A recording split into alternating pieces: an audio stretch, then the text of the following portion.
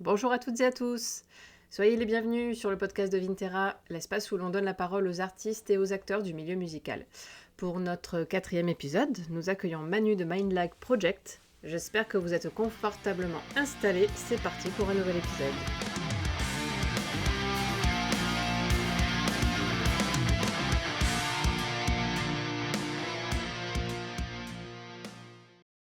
Avant de commencer, on souhaite adresser nos remerciements à nos donatrices et donateurs. Ça fait vraiment plaisir de recevoir votre soutien, donc merci infiniment. Pour les personnes qui souhaiteraient aussi nous soutenir et qui peuvent se le permettre, notre Buy Me a Coffee n'attend que vous. Voilà, le lien est dispo en description si ça vous intéresse. Et enfin, n'hésitez pas à vous abonner à notre chaîne, liker l'épisode, donner votre avis en commentaire, ça fait toujours plaisir. Aujourd'hui, on accueille Manu. Salut à toi, j'espère que tu vas bien. Je vais très bien, merci. Merci pour l'invitation. Avec plaisir, merci à toi. Donc pour les présentations, Manu est le fondateur, compositeur principal, guitariste et chanteur clair de Mindlag Project, un groupe de métal au départ donc très trash et heavy. Puis vous avez assez rapidement intégré du death ainsi que du prog à vos compos. Vous fêtez cette année 26 ans de carrière, notamment avec la sortie de l'album Exophronicon. Je me suis entraînée longuement avant d'y arriver aussi bien. Donc la sortie est prévue pour le 9 mai prochain. Et on va bien sûr en parler un petit peu plus tard, mais j'aimerais commencer par le commencement. Donc on est en 99, année de création de Mindlag Project. Tu décides de former un groupe de métal à Vitrolles, où clairement ce n'est pas le style de musique qu'on entend à tous les coins de rue, hein. Il faut savoir que dans la région de Marseille, le rap et le hip-hop prédominaient. C'était comment d'être un métalleux en 99 à Vitrolles? C'est assez compliqué.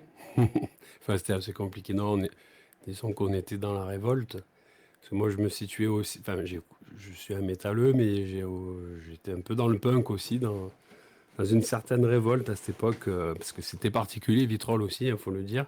Le contexte politique, contexte social. Donc, c'était compliqué parce qu'on était minoritaire. Partout à l'école. Enfin, c'est l'époque. Enfin, quoi que 99, c'était le lycée, c'était plus le collège. Moi, c'était plus compliqué au collège de. Je pense comme beaucoup de gens hein, qui sont dans un petit peu dans la provocation juvénile. Je pense qu'on a tous été comme ça. Et ce qui rejoint peut-être, enfin, ce qui réunit les métalleux en général, c'est peut-être aussi un sentiment de frustration, d'être un peu en décalage avec les autres. Et là, du coup, j'en viens au nom du groupe quand même, qui peut être perçu de deux façons, parce que Mindlag Project, c'est un néologisme que j'avais créé à l'époque, Mindlag, qui veut dire décalage d'esprit, en référence au time lag, au décalage horaire, mais c'est aussi un petit peu aussi une référence au cerveau qui bug, quoi. Justement, à ce qu'on peut avoir comme reproche de la part des autres, du fait d'écouter de la musique de barbare ou de la musique pas à la mode. Ça peut être ça aussi.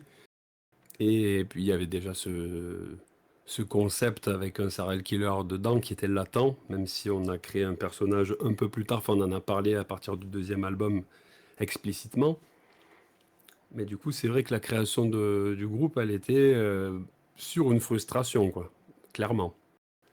Quand tu parles de reproches, tu as eu des reproches directs de certaines personnes à l'époque? Non, c'était, enfin, comment dire, c'était des brimades, c'était, oui, il y avait une guéguerre entre ceux qui écoutaient du métal, ceux qui le comprenaient pas. Enfin, moi, mon surnom, c'était Shaitan, par exemple, tu vois, ce qui veut dire Satan. Dont je me délectais, il n'y a pas de souci. Mais oui, il y avait, comment dire, on était dans l'opposition un petit peu Oui. aux autres. Enfin, moi, quand j'étais jeune, je ressentais, je me sentais pas intégré forcément à tous les groupes, quoi. Du coup, ben, pour moi, ça a été une force, puisque du coup, j'ai rencontré des gens formidables qui étaient un peu en décalage, qui avaient autre chose à offrir. Bien que j'avais des amis partout, hein, moi, j'ai vraiment pas eu le sentiment aussi de. J'avais pas de haine envers qui que ce soit. Mais c'est vrai qu'il y avait une incompréhension, on va dire, de ce côté provocateur qu'on retrouve dans le métal. Pas forcément satanique, nous on n'a jamais été là-dedans, mais c'est vrai que c'est très perçu comme ça en fait. Le métal est peut-être à juste titre le plus gros festival de métal français s'appelle le Hellfest. Il y a toujours eu une provocation sur la religion, mais elle n'était pas que là-dedans. Donc ouais, quand je dis des reproches, c'est pas, enfin il y avait des bagarres, mais je pense que c'est le lot de tous les ados. Hein. C'était pas forcément dû seulement au fait d'appartenir à la communauté métal, hein. Je pense que c'est un peu, enfin moi je l'ai amalgamé, en tout cas, le fait d'avoir envie de monter sur scène, d'avoir des trucs à dire, je pense que c'est quand même un truc qui s'est fondé dans l'adolescence, quoi. Du coup, c'est vrai que le groupe, ça me permet de rester un peu un éternel ado sur certains points, parce que l'énergie, on va souvent la puiser dans ce truc juvénile qu'on avait, de pas vouloir vieillir aussi, hein. Il y a un truc de jeuniste. Après, je sais pas si tous les gens de la scène métal se reconnaissent là-dedans, mais en tout cas, pour moi, ça, c'est relié à la jeunesse, quoi, le métal, ça c'est sûr. Ouais, il y a peut-être des points communs, effectivement. C'était quoi tes influences à l'époque? Ah, c'était les premiers enfin Metallica, parce qu'à cette époque-là, c'était cool. Enfin, il y a qu'un album que j'ai pas aimé d'ailleurs, ce groupe, c'était Saint Anger. Mais du coup, ouais, c'était les débuts trash de Metallica, c'était Slayer, Pantera surtout. C'est la fondation de Metallica, parce qu'on avait un autre groupe qui était plus heavy, qui s'appelait Scarecrow, avec mon frère. Et en fait, on a monté Mindlag Project comme un side project. En fait, c'est pour ça qu'il y a Project aussi dedans, d'ailleurs. C'était un peu parce que on le voyait comme un side project plus violent. Et quand on a vraiment, il y a l'album de The Great Thousand Tranquil qui est sorti, je crois, en 98. Et avec mon frère, on a pris une claque phénoménale. Et vraiment, même si beaucoup d'autres groupes, même Sepultura aussi, c'est un groupe qui nous a beaucoup influencé, parce que c'est un groupe de frères aussi. Vu que, en fait, pour ceux qui savent pas, le batteur de mon groupe, Julien, est mon petit frère. Et donc, on a bien fait chez tout le voisinage chez nous, parce qu'avant, on répétait chez ma mère, quoi, enfin, dans notre chambre. Et on avait ce truc de se dire, ouais, mais en fait, le métal, c'est un truc de frère, quoi. Il y avait énormément de groupes, notamment Sepultura et Pantera, qui nous influençaient énormément, qui avaient ce duo, frère guitariste et frère batteur, quoi. Ouais. Du coup, on va dire que nos influences, c'était énormément ces groupes-là. Mais il y avait déjà aussi d'autres groupes, parce qu'on a une grosse base rock, on a grandi avec Pink Floyd, parce que mes parents écoutent ça. Et c'est vrai que le côté prog, on l'avait moins au début, mais il y avait quand même ce truc latent qu'on a toujours eu, qu'on avait plus dans notre groupe Scarecrow d'ailleurs, et dans Mainlag, on a concentré un petit peu plus la colère. Mais voilà, si je devais choisir trois groupes, je pense que ça serait Pantera, Slayer. Non, Pantera plus à l'époque Sepultura et Pink Floyd. OK. Alors petite parenthèse, cet épisode, il est assez particulier pour moi car il se trouve que je suis également originaire de la merveilleuse ville de Vitrolles. Et donc à l'époque où j'ai découvert le métal quand j'étais ado, et après promis j'arrête de parler de moi, hein, j'ai eu l'opportunité d'assister à mes premiers concerts locaux et ça je le dois en grande partie à Mindlag Project. Il s'avère que vous et d'autres groupes locaux à l'époque, vous aviez décidé au début des années 2000 de créer le collectif Hybride. Ce collectif avait pour but de développer le métal à Vitrolles en organisant des festivals et des concerts dans cette ville. Donc vous avez fait venir Hetz en 2003 et Dagoba en 2004. Donc là, on est bien sur du local, mais aussi Psycup en 2005 et Tagada Jones et Black Bomba en 2006. Donc il y a vraiment eu une émulsion à l'époque, une multitude de groupes qui se sont activés dans la région. Et le collectif hybride a énormément contribué, je pense, à familiariser les jeunes vitrolais, parce que c'est comme ça qu'on dit, au métal. Donc vous avez vraiment fait vivre la scène dans une région où, comme on le disait, c'était le rap et le RB qui étaient populaires, en tout cas le RB plus dans les années 2000. Qu'est-ce que tu peux dire sur cette période, donc la création de ce collectif? Comment ça s'est passé? Comment ça s'est déroulé? Ah, c'est une histoire d'amitié surtout. En fait, ça corrobore avec notre rencontre avec les frères Melero, parce que du coup, les frères Martinez, Julien et moi, comme je le disais, on jouait dans ce groupe qui s'appelait Scarecrow, et on répétait à Velo, parce qu'il y avait, enfin en fait, à Vitrolles, il n'y avait pas de salle de répète, du coup on allait répéter là-bas, et puis on a rencontré par hasard un autre groupe de Vitrolles qui s'appelait Hybride, d'ailleurs. Et ils cherchaient une salle de répète, du coup, on leur a dit, ah ben nous on répète là-bas, venez. Puis on a vite lié, on s'est très vite lié. Et moi, d'ailleurs, j'ai joué de la basse dans ce groupe, dans Hybrid. Bon, on a vite eu envie enfin, le fait d'avoir plusieurs entités, de pas être seul groupe, on s'est dit non, mais on va faire une équipe là, on va faire une armée là. Il faut faire quelque chose. Du coup, c'était surtout à l'instigation de Julien Mellero, donc le grand frère de Mathieu, Mathieu, c'est le chanteur de Mindlag historique, en fait, hein, qui est parti il n'y a pas si longtemps que ça, je sais plus, j'ai pas très fort dans les... En 2021, je crois? Ouais, c'est ça. Et du coup, Julien qu'on appelait Péjois, il était un peu plus vieux que nous et puis il a monté une asso qui s'appelait Hybride, bah, d'abord pour promouvoir son groupe, je pense, puis on s'est dit: «On va faire», puis à l'époque, il faut se dire qu'on pouvait pas faire de concerts, donc on faisait des concerts, je sais pas si tu les as connus ceux-là, mais parce qu'il y avait en fait, c'était une époque où il y avait le Front national et ils étaient pas Ouais. trop OP avec, avec le métal, contrairement à ce qu'on peut croire. Ils aiment pas forcément un truc d'extrême droite, le métal, hein, Ah sans bon? faire de politique, bien sûr. Mais du coup, bah, nous, pour faire nos concerts, on les faisait clandestinement et il y avait le foyer des anciens, on disait qu'on faisait des anniversaires, puis en fait, on faisait des concerts de métal Excellent. et à un moment, on s'est dit: «C'est quand même un peu petit» et puis bon, après il y avait eu un petit peu des je crois qu'on avait abîmé quelque chose, je sais plus, enfin, on n'avait pas été des bons élèves et on a commencé après quand le la situation a changé, on a réussi à avoir des salles. Alors d'abord, c'était la salle du Roucas, qui est juste à côté, où on faisait des concerts. Et comme ça marchait bien, on s'est dit: «Bon, ben, on va essayer d'attaquer, la grande salle des fêtes», qui était énorme, hein, d'ailleurs, hein, pour l'époque. Je pense qu'on c'est une salle de catégorie 2, on pouvait mettre 1 500 personnes, mais en fait, on pouvait mettre 4 000 personnes. Donc c'était un truc énorme. Et en fait, à notre grand on l'a essayé comme un pari, on n'avait même pas de sono, en fait. On jouait par terre avec les amplis grattes, même pas repiqués et juste une sono pour le chant. Et la première édition, on a fait jouer un groupe de grind qui s'appelle MDU. Mais c'est un peu du grindolo, là, enfin, les précurseurs d'Ultra Vomit et tout ça, hein. Enfin, à leur début, hein, leur premier album.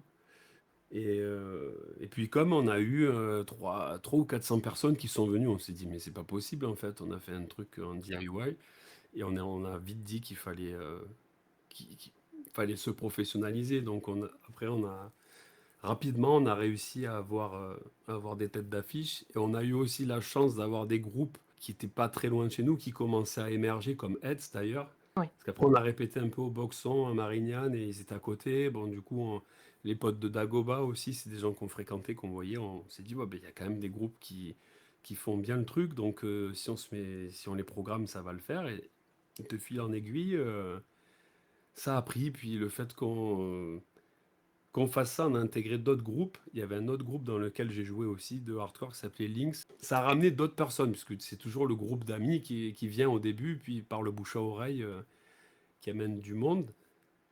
Et par la suite, en fait, comme on a eu du budget, forcément, hein, puisque il y avait des entrées, on a décidé de faire plus de promos.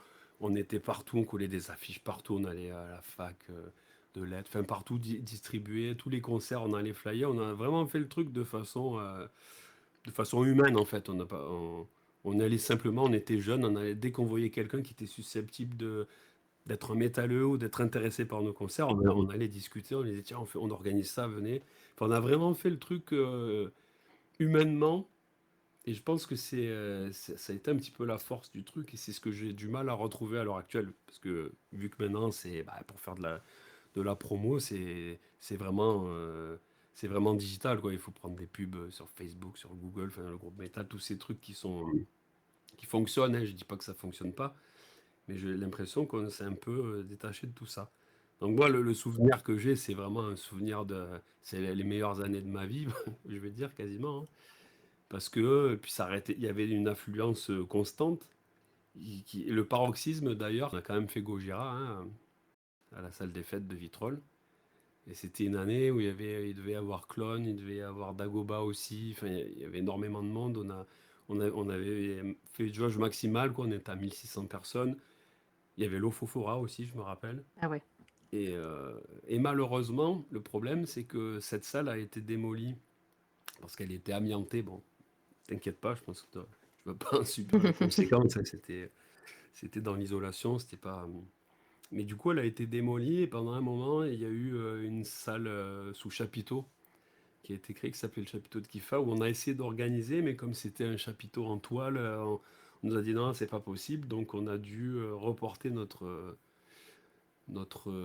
festival à Marseille, et on l'a fait une fois, et c'était la dernière après à l'espace Julien. Et il y avait Benighted, Otargos, Gorod, Destinity. Ah oui, belle affiche quand même, ouais. Ouais, et il y avait aussi Darkness Dynamite, je crois. Il y avait Silence, nos potes de Marseille. Enfin, il y en avait un peu pour tous les goûts, quoi. c'est pas que ça a pas fonctionné, mais pour rentabiliser une salle, comme, l'Espace Julien qui coûte son prix, quoi. C'était pas du tout le prix intéressant qu'on pouvait avoir à Vitrolles, puisqu'on était là depuis longtemps. Et c'est vrai que malheureusement, ça a un petit peu fait un coup d'arrêt. On a continué après, mais, vu que là, on avait perdu un peu le bénéfice, enfin, on arrivait à se maintenir et là, on a perdu trop d'argent et malheureusement, je le déplore, mais ça a été la fin de pas la fin des haricots parce que, du coup, avec Mindlag, on s'est tourné plutôt vers l'étranger que de rester, enfin, le reste de la France et puis un petit peu l'étranger, ouais, le reste de l'Europe. Oui, vous avez fait les pays de l'Est avec, Six Feet Under, c'est ça? C'est ça, Six Feet Under et Ill Disposed. Et puis il y avait des amis qu'on a toujours d'ailleurs, hein, qui tournent toujours, Bad Trip, qui sont de Marseille aussi, qui étaient avec nous en tournée. Puis il y avait des groupes, je me rappelle qu'il y avait Inslumber. Enfin, c'était un genre de festival itinérant pendant 20 jours, je crois. C'était vraiment super. Et du coup, on a pu faire des dates, pas mal de dates en Allemagne. On a fait la Slovaquie, la République tchèque, la Pologne, l'Italie, la Suisse. Enfin, plusieurs dates dans ces coins-là. D'accord. Tu es toujours en contact avec ces groupes-là? Un petit peu, ouais. Mais en fait, je suis surtout en contact de temps en temps avec.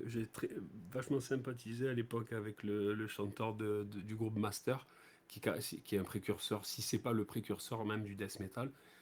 En fait, bon, son groupe Master existe toujours, mais j'ai oublié le nom du groupe originel. Enfin, j'ai un trou là. Mais en fait, il y a un groupe qui a influencé Death et Possessed, tous les groupes majeurs du Death. Et ce personnage, là, Paul Speckman, vraiment, je l'adore. Et lui s'occupait du merch. Parce qu'il a son groupe, mais bon, comme il est pote avec Six Feet Under, j'ai eu l'occasion de rester un peu avec lui. Du coup, comme on était souvent ensemble et qu'on discutait, c'est un gars avec qui j'ai bien accroché. Il était pote avec Terry Butler qui jouait dans Death à l'époque. Et il a joué dans Obituary aussi, enfin il a joué dans tous les groupes de Death, quoi. Du coup, le fait de bien m'entendre avec lui, c'était une façon d'un peu partager certaines anecdotes avec ces groupes, avec ces personnes qui ont fait la légende, quoi. Mmh. C'est quelqu'un avec qui je discute de temps en temps, mais pas de trip, on est resté en contact. Et d'ailleurs, on devrait rejouer avec eux incessamment. C'est bien eux qui ont fait la première partie d'Ultra Vomit récemment? C'est ça, ouais. D'accord. Après, les autres groupes, on est tous collègues sur Facebook, tout ça. Mais bon, après, vu que je suis pas très réseaux sociaux non plus, quand même, je suis pas forcément resté trop en contact avec ces groupes. Mais bon, je vois leur actualité, je sais qu'ils tournent quasiment tous. Donc c'est cool. Et pour revenir, sur la tournée dans les pays de l'Est avec Six Feet Under, c'est quoi ton meilleur souvenir sur cette tournée? Tu as des anecdotes un peu? Oui, ben, en fait, c'était justement, il y avait un live de Death que j'adorais qui était dans une salle, je crois que c'est à Cottbus, en Allemagne. Et bah, quand on arrivait, la salle, moi, je me disais, oh, c'est une salle mythique parce que enfin, il y avait un DVD là que j'adorais voir. Et je dis, on joue dans cette salle, c'est vraiment un super truc. Déjà, elle était super bien équipée, donc de voir les tables de mixage analogiques là, et des Midas et tout, je dis ça, c'est génial, ça va sonner. Et puis en fait, c'est le concert où les gens ont été le plus réceptifs. Donc il y a eu des slams et tout. Enfin, Mathieu l'a slamé dans le public. Vraiment, les gens criaient notre nom alors qu'ils nous connaissaient pas, quoi. Et je sais pas pourquoi il y a eu cette alchimie. Bon, ça l'a fait dans toutes les salles, hein. On a vraiment eu un bon accueil. D'ailleurs, je me suis dit qu'on avait une musique qui avait l'air de plus concerner les pays étrangers en Europe que les Français. Même, je le vois toujours dans les statistiques du groupe. Et pourquoi à ton avis? Alors j'en sais rien, puisqu'en plus on chante vraiment principalement en français en plus. Alors peut-être que c'est ça, parce que on préfère toujours l'exotisme, hein. On Oui. le voit avec Rammstein en France, je veux dire, on peut très bien avoir gardé sa langue et son accent, et être à fond presque dans les clichés et que ça fonctionne. Et c'est un petit peu le parti que j'avais pris d'ailleurs à l'époque. Une de nos grosses influences artistiques, ça reste quand même Baudelaire. Dans l'écriture, ce côté poésie sombre, dandy, avec un serial killer qui peut rappeler aussi Hannibal Lecter. Enfin, du coup, c'était vraiment dans ce truc-là. Et je m'étais dit, non, mais il faut garder notre identité, en fait, sans être patriote pour un sou, mais Je veux dire, moi, j'adore écrire en français, j'écris aussi en anglais, j'ai pas de problème avec ça, mais je me suis dit: «Pour vraiment avoir quelque chose, d'honnête et d'authentique, je préfère écrire dans ma langue, quoi». Enfin, en tout cas, faire de la poésie, pour moi, je le verrais pas dans une autre langue et c'est vrai que c'est étonnamment, mieux perçu, dans les pays, qui sont pas francophones, je pense. C'est quoi les retours qu'ils t'ont fait, peut-être après les concerts ou, à cette époque-là? Tu veux dire de la tournée européenne? Oui, voilà, des autres pays, hors France du coup, dans lesquels vous avez tourné? Alors, c'était souvent des retours qui étaient à chaud, hein, quand après nous, on descendait dans le public, on était personne, enfin, on est toujours d'ailleurs, mais on n'hésitait pas à prendre des bains de foule, alors que les groupes têtes d'affiche, ils disposent des Six Feet Under, eux, forcément, ils étaient dans leur tourbus et tout. Du coup, bah, on avait tous les gens du public qui venaient parler avec nous, on buvait des coups avec eux, on discutait et puis ils adoraient, enfin, ils nous disaient qu'ils aimaient beaucoup ce qu'on faisait, enfin ceux qui venaient, hein, parce que c'était pas non plus tout le monde, mais je pense que c'est peut-être le fait qu'il y ait, un pied dans quelque chose d'ancien dans le métal. Enfin, je pense que nous, on a quand même une variable old school à laquelle on tient, mais enfin, moi, j'aime bien quand ça arrache un petit peu, et quand c'est pas forcément surproduit, enfin, j'aime les belles productions, surtout quand ça reste analogique, mais on cherche quand même la disto, quoi. Enfin, moi, quand j'écoute, Pantera ou Slayer, ce que je cherche, c'est que ça découpe un petit peu, quoi, dans le graillon, quoi et je OK. pense que, même déjà à l'époque, hein, dans les années 2010, on avait pris, le parti de faire quelque chose qui sonnait quand même assez, 90s, quoi. C'est ce qu'on voulait, quoi et d'ailleurs, on a enregistré sur, une table de mixage SSL analogique chez Christian Carvin qui nous a enregistré. Il y a que le dernier que j'ai enregistré moi complètement, mais jusqu'à présent, sinon c'était lui et je pense que ce côté enfin, je pense que le public, de Six Feet Under, c'est quand même un public qui va chercher, de la musique un peu old school et je pense qu'il y a quand même beaucoup de place pour enfin, il y a un auditorat pour ça Oui. et j'ai l'impression qu'en France, il y a quand même, une propension à chercher, une certaine modernité dans le métal, avec tous les courants, post-Meshuggah, on va dire, hein, la djent et tout, et avec des guitares avec des cordes en plus, quoi. Nous, on n'est pas dans un délire avec des guitares 8 cordes et tout. Bon, on a une basse 5 cordes, on aime bien le grave aussi, mais c'est vrai qu'on aime bien l'agressivité dans les guitares. Et enfin, c'est juste un ressenti, mais j'ai l'impression que dans les autres pays où on a pu jouer, c'est quelque chose auquel les gens étaient plus sensibles peut-être qu'en France. Bon, après, quand on joue chez nous, il y a des gens qui sont habitués à notre musique et ils nous font des bons retours, mais on va dire que c'est notre fanbase, quoi.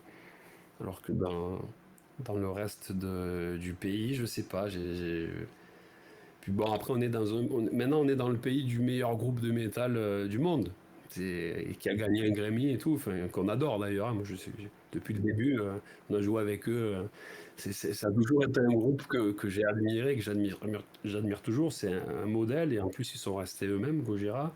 On a des influences en commun, genre Morbid Angel et tout, c'est des trucs qui m'ont beaucoup parlé. Et même le côté post-hardcore, genre Neurosis, tout ça. Enfin, il y a énormément d'influences en commun, hein, entre Mindlag et Gojira, mais par contre, je pense qu'on ne fait pas du tout la même musique. Et j'ai l'impression quand même qu'on cherche toujours à trouver la French Touch. Quand il y a un groupe qui fonctionne, bah, ça l'a fait d'abord avec l'électro. Et je pense que dans le métal, il y a quand même, c'est le moment du métal français actuellement.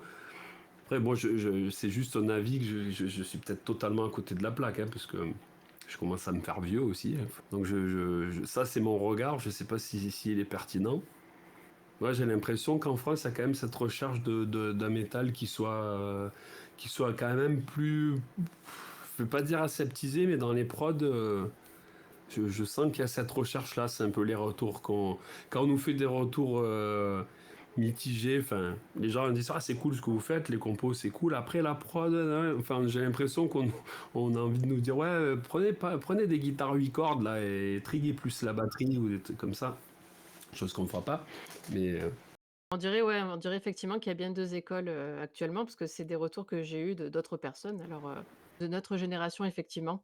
On va plus tendance à vouloir quelque chose d'authentique et un peu quelque chose de rugueux finalement. Alors que la tendance, c'est avoir le son peut-être le plus propre, le plus lisse et cetera, Bah, après oui, je pense que même je dirais même le plus édité. Parce que enfin, ce qui a bouleversé la musique, pas que le métal, c'est l'avènement de enfin, Pro Tools et ce genre de séquenceurs, ça date des années 90, mais à l'époque, il fallait des grosses machines, puis c'était moins performant. Maintenant, à peu près n'importe qui peut produire de la musique avec des plugins super, et puis on peut tout éditer. Si on joue pas en place, on peut remettre en place. On peut faire du time stretch sur les guitares si elles sont en avance, enfin, on peut tout faire. On peut bien sûr corriger la hauteur de la voix avec des trucs comme Autotune, ça. Moi, je suis pas contre tout ça, hein. Je pense que c'est des outils d'édition. Quand on a la bonne prise, des fois, même si c'est un peu faux, peut-être qu'il vaut mieux mettre un coup d'Autotune que perdre l'énergie. Donc, je suis pas non plus un gatekeeper de l'analogique. D'ailleurs, on n'a plus les moyens de faire ça parce que ça coûte énormément d'argent de produire comme on pouvait le faire dans les années 70, quoi. Faut pas se leurrer. Moi, je pense qu'il faut vivre avec son temps, mais ça a ouvert la porte au monde de l'édition, tout ça.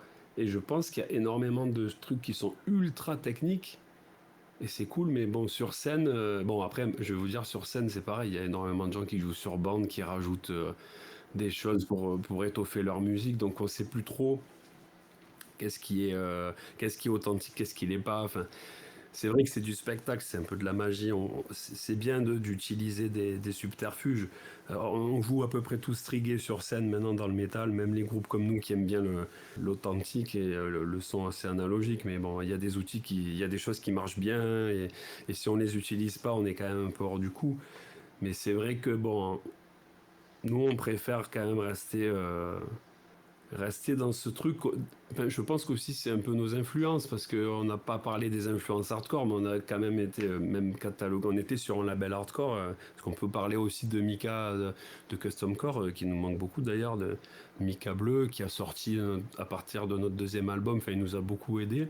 Je pense qu'il manque à beaucoup de monde parce qu'il a fait énormément de choses pour la scène hardcore, metal à cette époque. Donc on avait quand même des connivences avec des groupes comme Disturbed, Silence, The Arts, tous les groupes de la scène metal hardcore française, quoi. Et c'était ce côté assez brut. On a aussi grandi avec le grunge, hein, aussi. Enfin, moi, je suis totalement de la génération du grunge. J'ai pris ma claque avec tout ça quand j'étais gamin. C'est vrai que, enfin, cette époque-là, malgré ça sonnait, c'était des grosses prods, mais on cherchait plus. Il y avait un côté noise encore dedans. Il y avait tout ça. J'ai vraiment l'impression que, bon, après c'est cyclique, hein, ça reviendra. Je vois là, c'est à nouveau la mode du néo-metal. Qui l'eût cru, hein. Enfin, moi, j'adorais Korn quand c'est sorti. Bien que je suis un trasheur des débuts aussi, mais j'ai adoré ça. Et c'était quelque chose qu'il fallait pas. C'était même un mot proscrit dans la scène métal, et puis ça revient là. Donc je pense que tout est cyclique. Donc bon, moi je pense qu'il faut qu'on fasse ce qu'on a à faire tous, chaque groupe, et peu importe. Il y aura toujours des gens qui vont être dans notre paroisse et d'autres qui vont préférer mmh. quelque chose qu'ils vont peut-être détester au bout de 2 3 ans aussi, hein. Je pense que ça. Ouais, autant rester authentique, absolument. Et du coup, donc, Exophronicon qui est, donc l'album qui va sortir, le mois prochain est le premier album de Mindlag depuis 2017. Donc c'est la première fois que tu enregistres avec le nouveau line-up, formé, si je me trompe pas, depuis 2023 dans ces eaux-là. Est-ce que ce renouveau a été source de motivation et de stimulation pour toi? Ah, totalement. Bah, après, il y a eu un moment où on sait pas, quand Mathieu a décidé de partir du groupe, c'était compliqué parce que Mathieu a quand même une voix très caractéristique et c'était quand même bien l'âme du groupe. Enfin, pour moi, c'était difficile de continuer. J'ai pensé un moment prendre le chant seul parce que je savais pas. Mais du coup, ça aurait changé forcément ce que le groupe voulait dire, parce que j'aurais pas crié comme ça. Enfin, je savais pas trop où j'allais. Puis il y avait déjà Florent qui avait intégré le groupe, qui avait remplacé Gilles qui était parti, et son frère. Du coup, maintenant, en fait, on a un groupe où il y a 4 frères. Toujours des frères. C'est une histoire de frères, le métal. Et du coup, en fait, son petit frère, en fait, c'était mes élèves, enfin, j'étais mes élèves. Je les coachais dans le cadre de mon boulot avec le groupe Ricin, dont tu as peut-être entendu parler, qui est aussi un Oui, groupe vitrolé. d'accord. Ils sont très talentueux. Et en fait, Fabien, qui était le batteur de Ricin, s'est proposé comme ça. Il me dit, mais moi, j'ai bien envie d'essayer, en fait, de chanter, enfin, de crier. Et puis, en fait, ça l'a fait direct quand j'ai écouté. Il a fait des maquettes et tout. Je fais, mais il a une voix qui peut rappeler par moments Mathieu, mais il a quand même son unicité à lui. Enfin, je trouve que la continuité s'est faite naturellement en fait, et je l'attendais pas. Du coup, ça nous a remotivé, ça nous a tous remotivés. Parce qu'après, il y a eu un moment aussi le départ de Mathieu a été accompagné d'une aventure qu'on a eue avec mon frère dans un autre groupe qui s'appelle Rescue Rangers, dans lequel on a pas mal joué avec mon frère. On a tourné. En fait, c'est un groupe qui était produit par Page Hamilton Delmet. Et du coup, on a fait des jolies dates en France. Enfin, on a fait 2 albums, c'était super cool, mais ça s'est arrêté. Et du coup, on s'est dit, on a mis le groupe en stand-by pendant un moment. Enfin, moi, ça me manquait énormément, mais on savait pas trop où on allait. Et puis le fait que Fabien prenne le chant et que ça fonctionne, ça a vraiment été le fait d'avoir du sang neuf comme ça. En plus, il y a de la jeunesse, parce que ça pourrait être mon fils quand même, hein, 18 ans d'écart. Du coup, il y a vraiment cette énergie, la fougue de la jeunesse qui est revenue aussi. Tu vois. Et ce côté aussi innocent par rapport au métier. Parce que moi, en plus, vu que c'est mon métier de travailler enfin, même si je suis de l'autre côté de la barrière, hein,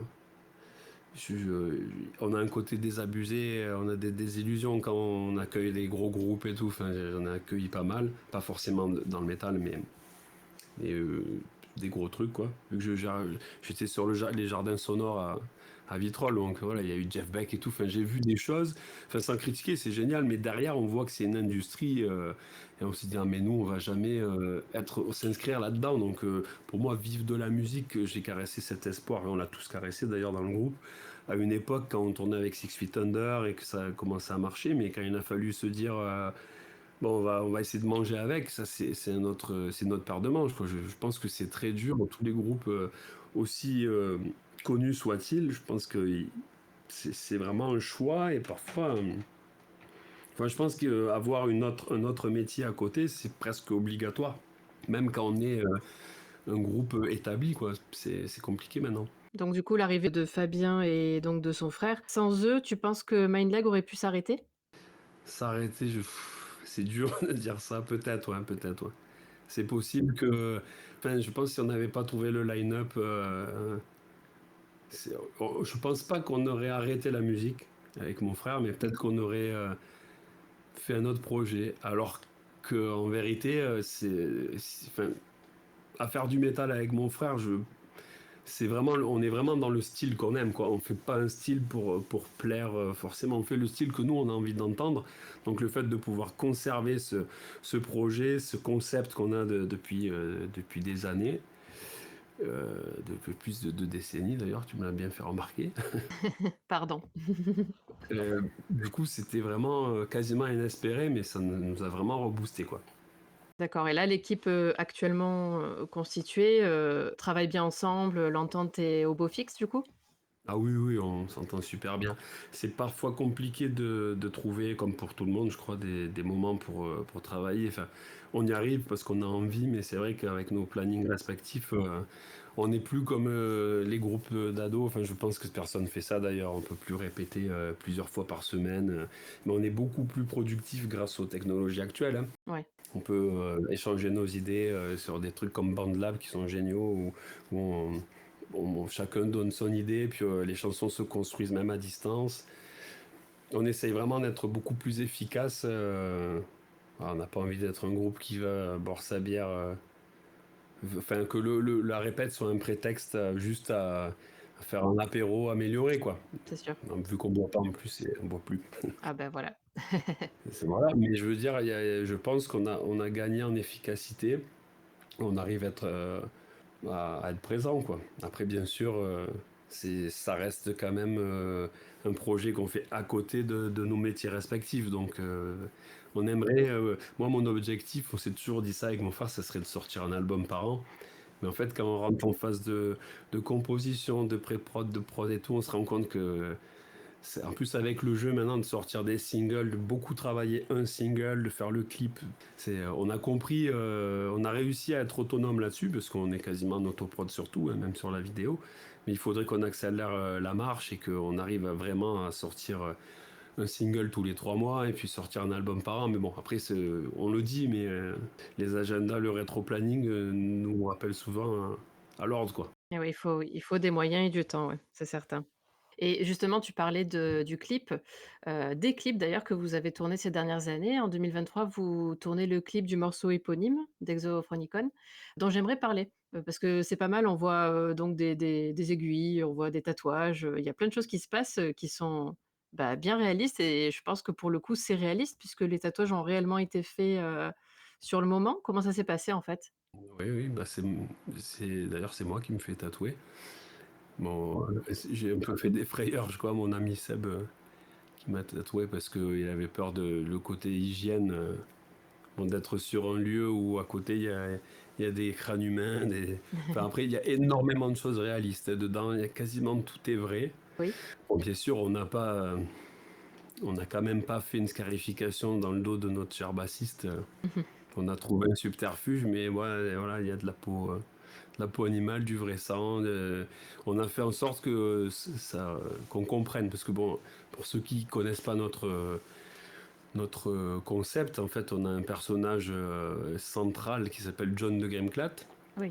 et qui est un serial killer, mais Dandis, en fait, c'est un prof de grec ancien, enfin de langue ancienne, parce qu'il est prof de grec et de latin, qui est très classe et très intelligent, très propre sur lui le jour, mais la nuit, en fait, il est complètement possédé, parce qu'il est dans une sorte de secte, d'ailleurs, qui s'appelle Mind Lab Project. C'est une genre de secte de tueuse. On peut faire une analogie avec la familia de Charles Manson, hein. On est très très influencé par tout ce monde-là de serial killer. Ça nous a toujours, enfin, en tout cas moi, ça m'a toujours interpellé. La folie humaine, je me dis mais comment c'est possible d'arriver à ces extrémités-là dans la vie. Oui.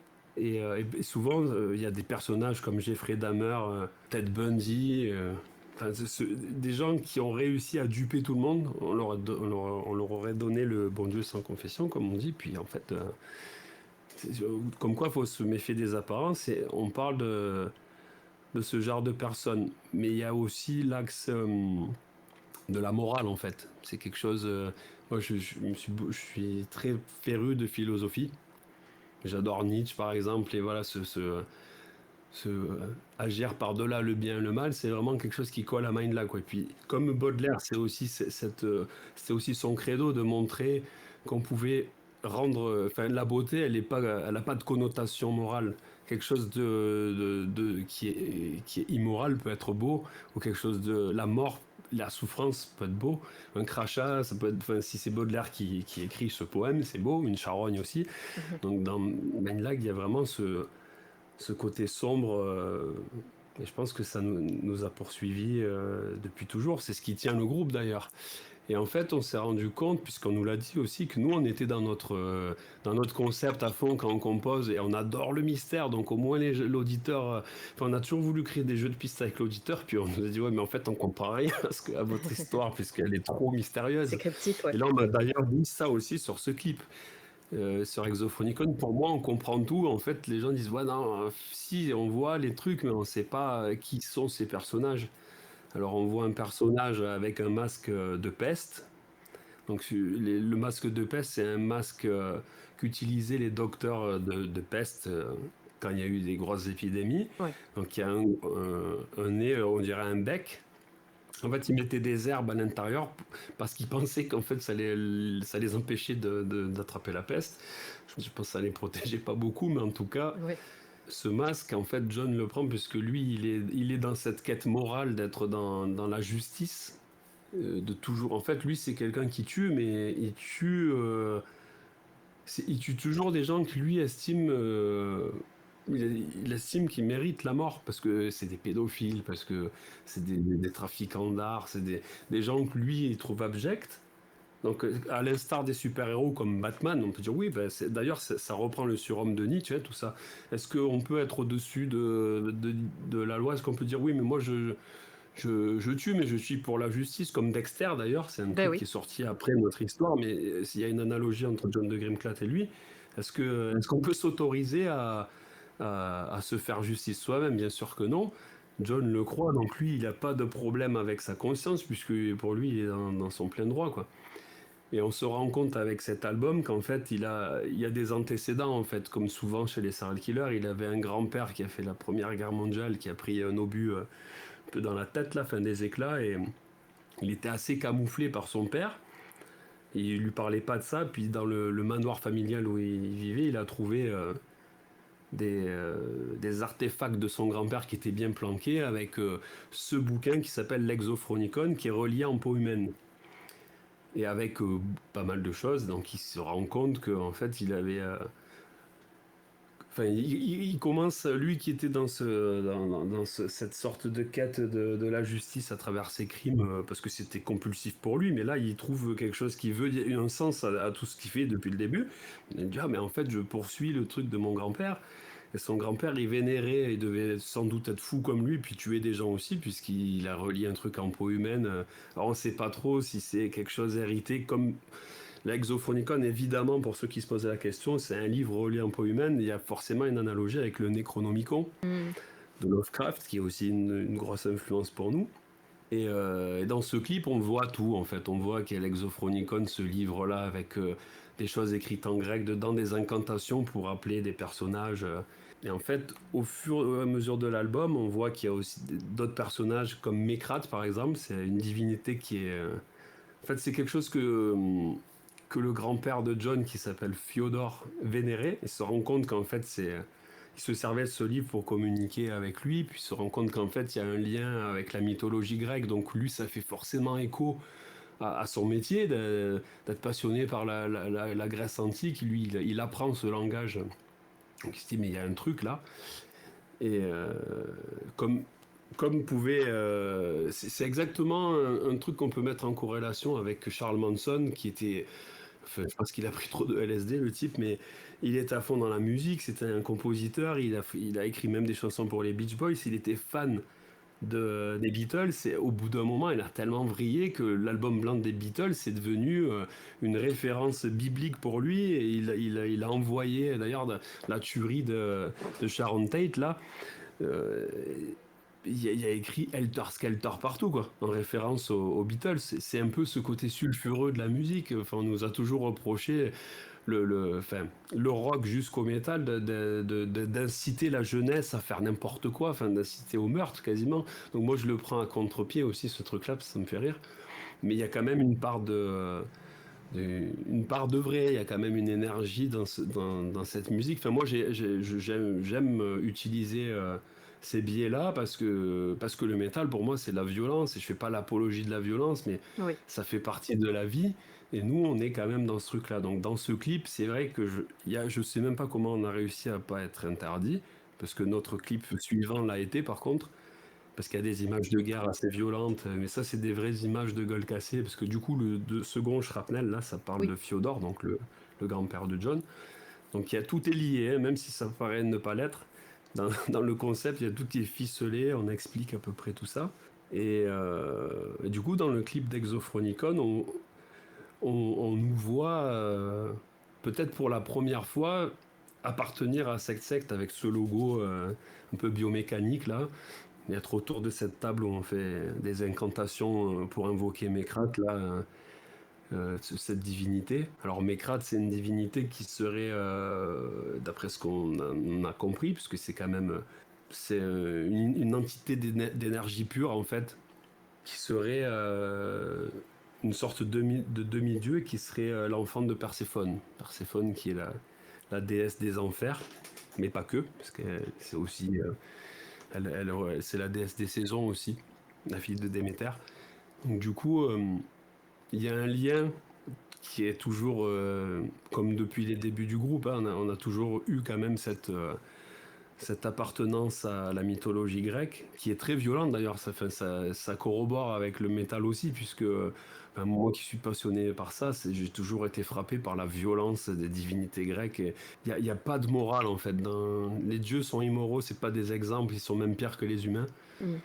Et d'ailleurs, le premier album qu'on a sorti s'appelle Charybda et le second Scylla, et c'était un diptyque qui reprenait l'expression aller de Caribe en Scylla, qui veut dire aller de mal en pire, en fait, d'aller de pire en pire. On était déjà dans ce truc de dire on va faire de pire en pire en termes conceptuels, hein, je voulais dire.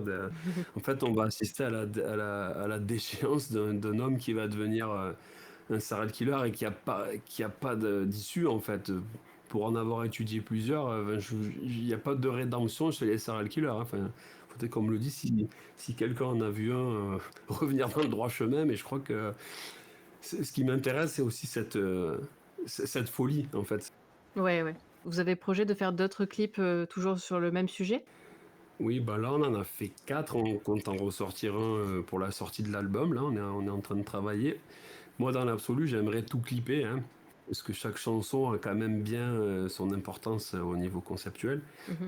Après, bon, il faut avoir le temps, les moyens.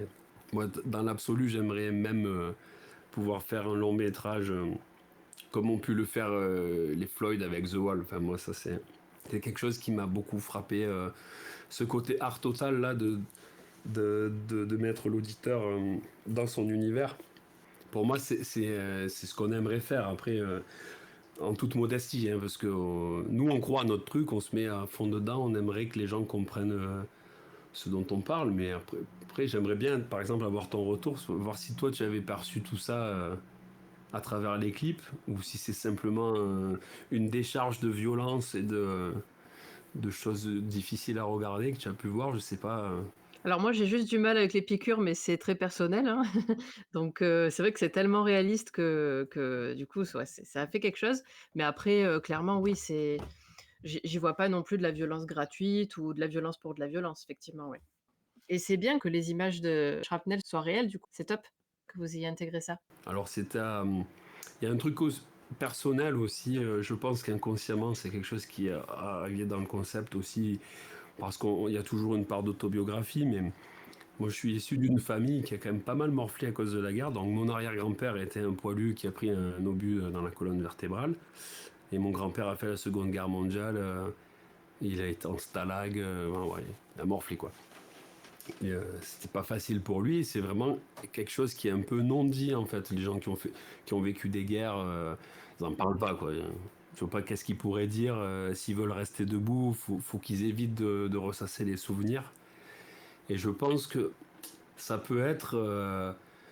Enfin, je m'intéresse pas mal à la psychogénéalogie et je pense qu'il y a énormément de choses. D'ailleurs, quand on regarde les tueurs en série et tout, il y a quand même beaucoup de gens qui. Je pense qu'ils ont des. Je vais pas dire des tares parce que je veux pas non plus être insultant, hein, même s'ils font des choses horribles, ces gens. Mais je pense que souvent, ils ont quand même un truc qui est resté. Enfin, il y a forcément un bug à un moment. Et souvent, c'est des non-dits, c'est des trucs indicibles. C'est non-dit parce que c'est indicible. Par exemple, Ted Bundy, c'était le fils enfin, de son grand-père. Sa mère s'est faite violer par son père et en fait ils ont pas, c'était un secret de famille et il a pas su de suite. Et je pense que c'est quand même un gars qui avait pas un QI en dessous de la moyenne, au contraire, était capable d'assurer sa défense et tout. Enfin, d'ailleurs c'est comme ça qu'il s'est échappé, hein. Ils lui ont laissé carte blanche à la bibliothèque, il s'est jeté par la fenêtre et puis il est sorti, il a encore tué au moins 30 femmes quoi. Donc c'est impressionnant de voir ce genre de personnage. Et je pense qu'il y a toujours une origine. Alors c'est pas pour les excuser Oui. mais je pense que quand il y a un truc dans une famille qui est non dit, surtout quand ça concerne la guerre, hein, ou des trucs horribles ou les viols, enfin, c'est souvent ça, hein, les trucs qui restent dans des boucles familiales et on voit des choses qui se réitèrent de génération en génération, c'est vraiment. Et je pense que cette colère, moi, que j'ai toujours ressentie, quelque part aussi, c'était peut-être un truc à exorciser parce que c'est des horreurs que mes ancêtres ont vues dans les guerres, quoi. Mmh, ouais, les traumas passés, ouais. Surtout en plus, on l'a sorti le clip, mais j'ai pas fait exprès. Mais quand Poutine a déclaré la guerre à l'Ukraine, enfin, on avait le clip, donc je me suis dit: «Ah ouais, bon, OK» et c'est pour ça qu'il a été interdit plus qu'à cause des images, c'est Mmh. parce qu'on voulait pas faire, enfin Google voulait pas, on pouvait pas monétiser quelque chose qui parlait de la guerre. Ouais, ouais, c'était pas le moment, ouais, c'est sûr. Et moi, j'ai acheté les droits d'images, de la Première Guerre mondiale, où on voit des gens qui ont subi qui se sont fait massacrer. Enfin, c'est vraiment, je voulais parler des gueules cassées aussi, et puis du manque de reconnaissance quelque part aussi de ces gens qui se sont sacrifiés. Comme la guerre, on n'a pas envie d'en parler, ben on parle pas de ces gens non plus. Et après, on se retrouve dans des contextes où on nous dit ouais, bon, peut-être qu'il faudrait une petite guerre là pour résoudre, pour remettre les choses à zéro, mais je pense qu'il faut se rappeler de ce que c'est réellement la guerre aussi. Alors, moi, loin de moi l'idée de faire l'apologie de la guerre avec Ouais, ouais.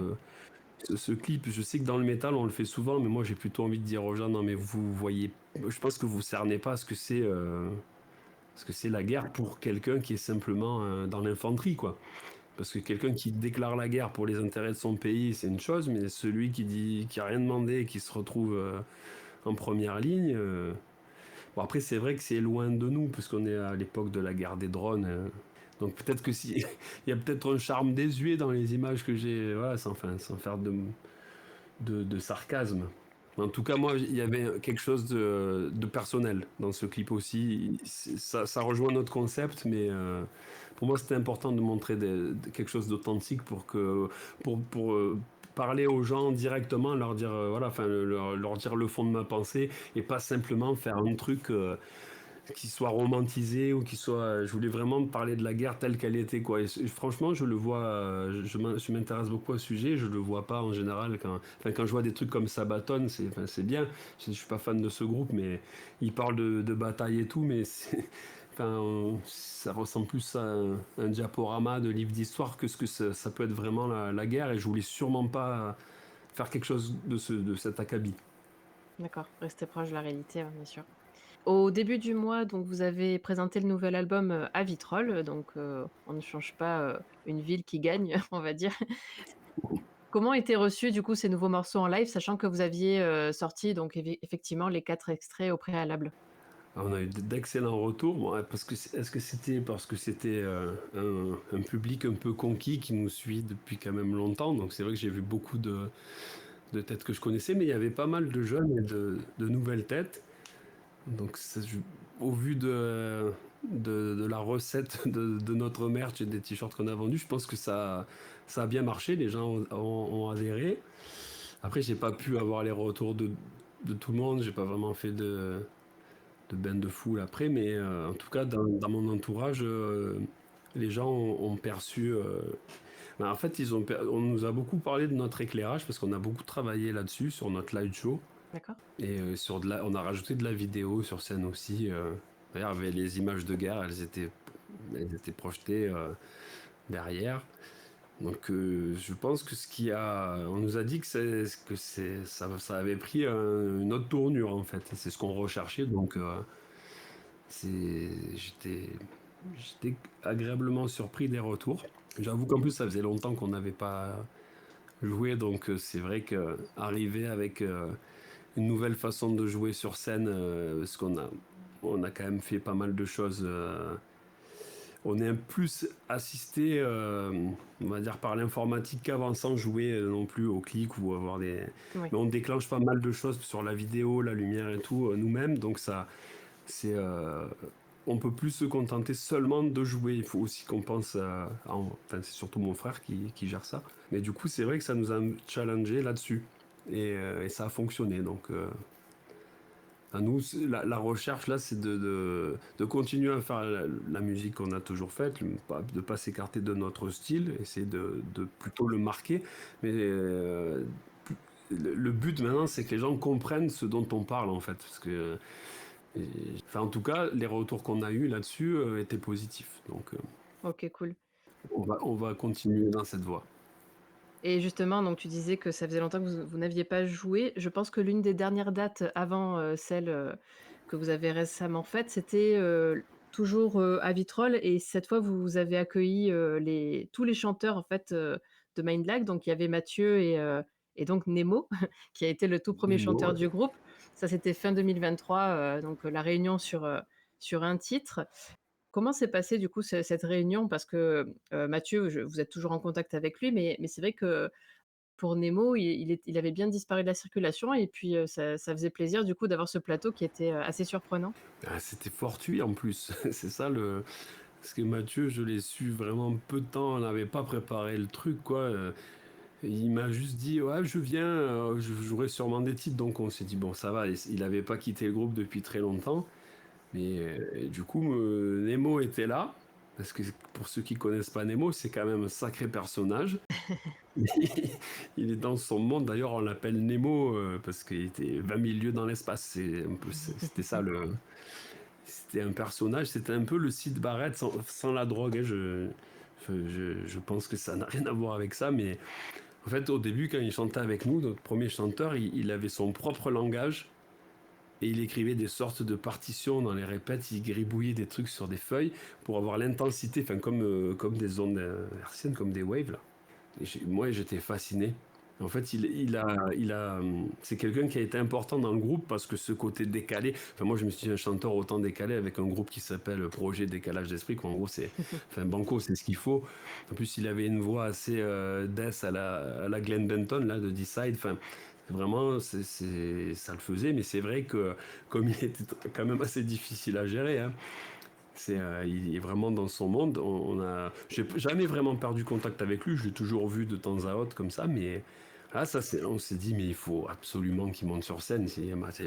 Ça s'est passé comme ça, quoi. C'était vraiment un truc naturel. Et pour moi, c'était incroyable de rejouer en plus dans une salle comme le Roucas dans laquelle on a fait nos premiers concerts. Vraiment au début, c'était vraiment là. Bah, tu as parlé du collectif hybride, hein. Bon, on est vraiment revenu à cette époque. D'ailleurs, j'ai filmé le truc, faudrait que j'en fasse quelque chose. Je pense que ça restera un bon souvenir. C'est vrai que ça rappelait bien l'époque pour avoir fait, mes premiers concerts, justement dans cette salle du Roucas et être revenu des années après, c'était spécial, ouais et de vous revoir évidemment vous sur scène, c'était cool.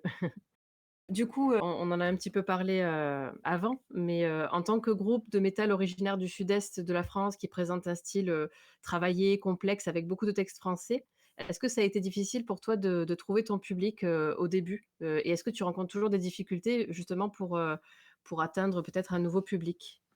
Ouais, en fait, ce qui est difficile à l'heure actuelle, enfin au début non, je pense que ça a rapidement intéressé les gens à ce qu'on faisait.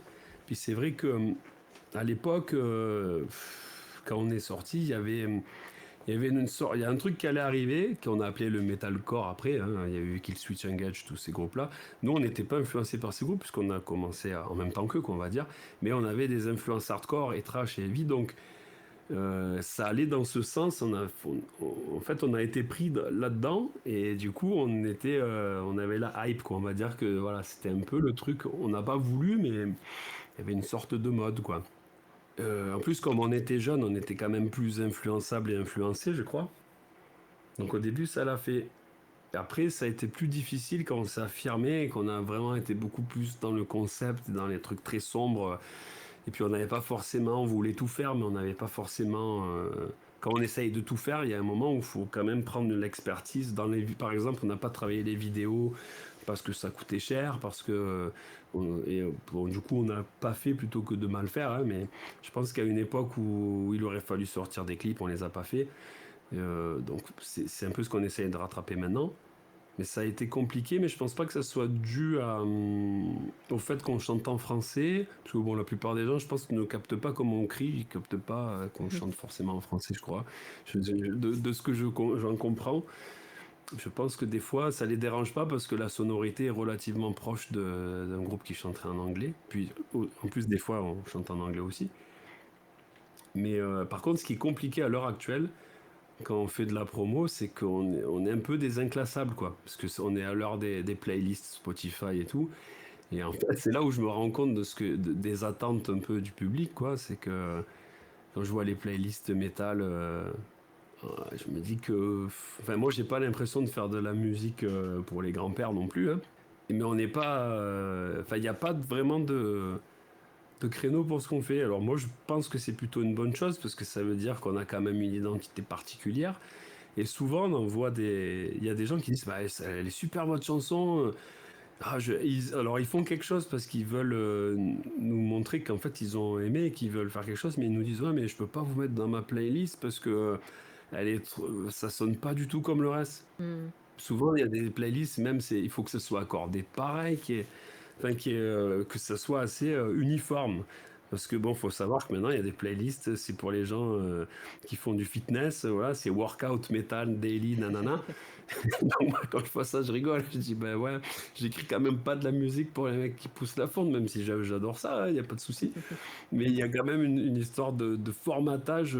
Il faut forcément être soit dans la gen, soit dans le ci, soit dans le là.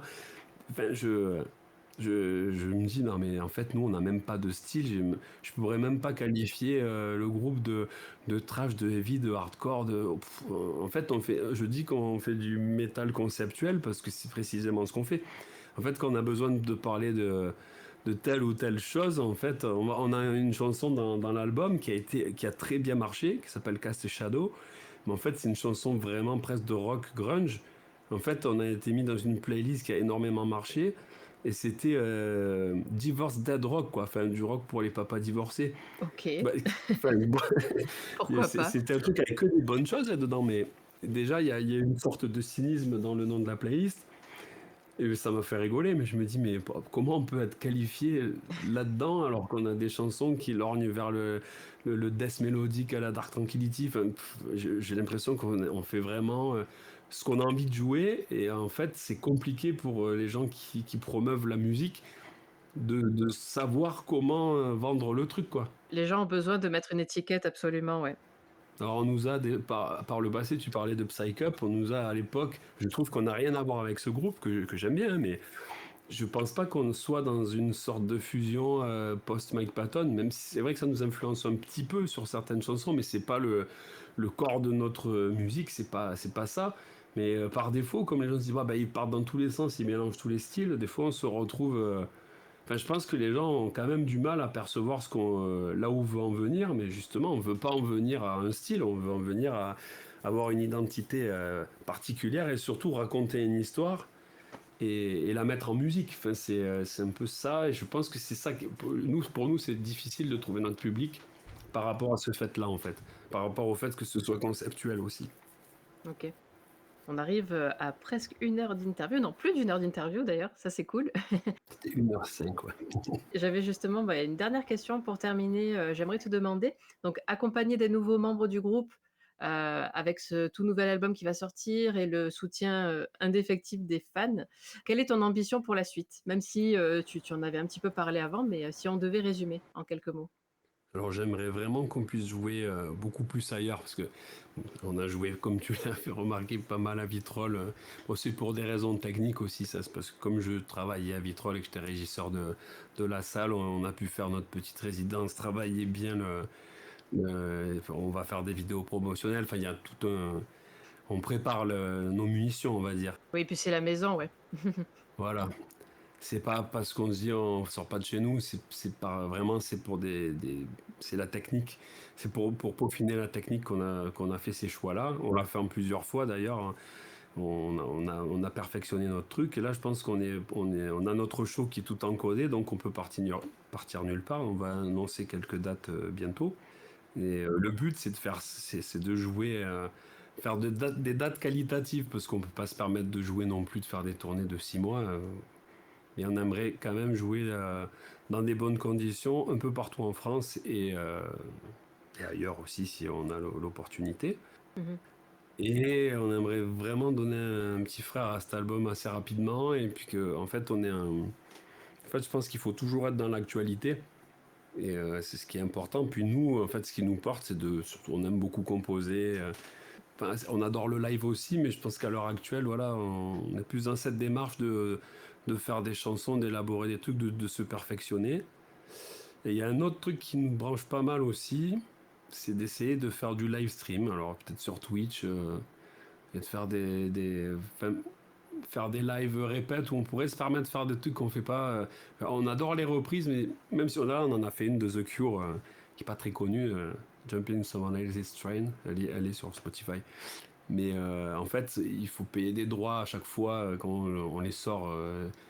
on se dit: «On va quand même pas» parce que moi j'ai grandi à cette époque où les singles de Maiden, de Metallica, tous ces groupes-là, il y avait ou même Slayer, faisaient des reprises. Même Sepultura, d'ailleurs, ils avaient toujours une phase B avec une reprise comme Sepultura qui allait te reprendre Bob Marley, quoi, tu vois? Il y avait toujours un truc, tu dis: «Mais what? Qu'est-ce qu'ils font?» Et j'adorais ça et c'est vraiment un truc qui me plaît. Je pense qu'il y a pas mal de gens, qui aiment bien ce genre de trucs là, de pépites, de trucs, donc je me dis que comme on peut pas forcément sortir des singles à chaque fois et mettre une reprise, bah, peut-être faire des live streams où on se dit: «Viens, on va jouer là, on va se faire un petit Pantera», puis ça va rester et puis que ça soit un petit truc unique et qui donne aux gens l'envie de regarder, le groupe autrement, quoi. Et comme on a un petit peu de matos, vidéo, audio, enfin, on a un endroit où on peut faire ça. C'est un truc qu'on creuse en ce moment, quoi, dans les projets. Après, bah, à une époque, on se disait: «Ouais, non, mais on n'est pas des youtubeurs, on va pas faire des trucs comme ça et tout», mais je pense qu'il faut vivre avec son temps et puis pendant le covid, on a vu en fait qu'en fait, c'est peut-être pas si mal aussi que les gens puissent, suivre les groupes, comme ça un peu dans leur intimité de répète. Nous, ça permet un petit peu aussi d'avoir une répète qui soit plus prise au sérieux parce qu'il y a un public. Donc, on le travaille, ça nous fait, nous focuser comme quand on monte sur scène, il y a beaucoup plus de concentration.